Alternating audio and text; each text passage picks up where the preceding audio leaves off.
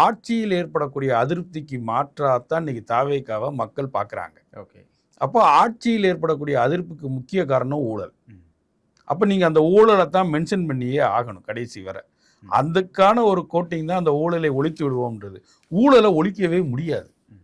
அது புறையோடி போயிருச்சு.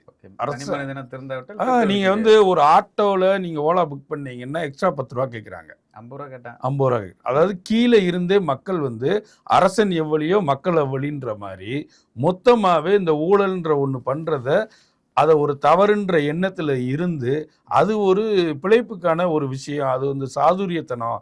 அது அவன் நல்ல திறமையான ஆளுப்பான்றத புத்திசாலி பொழைக்க தெரிஞ்சவன்ற இடத்துக்கு மாத்திட்டாங்க அதை. அப்போ இதை நீங்கள் இதோட எண்ணத்தையே மொத்தமாக மாற்றணும். இதை ஒரு வரியில் நான் ஊழலை ஒழிச்சிருவேன், இதை ஒரு அரசாங்க நடவடிக்கையாக மட்டும் கண்டிப்பாக செய்ய முடியாது. அதை அரசன் வாழ்ந்து காட்டினா மக்கள் வாழ்வாங்க.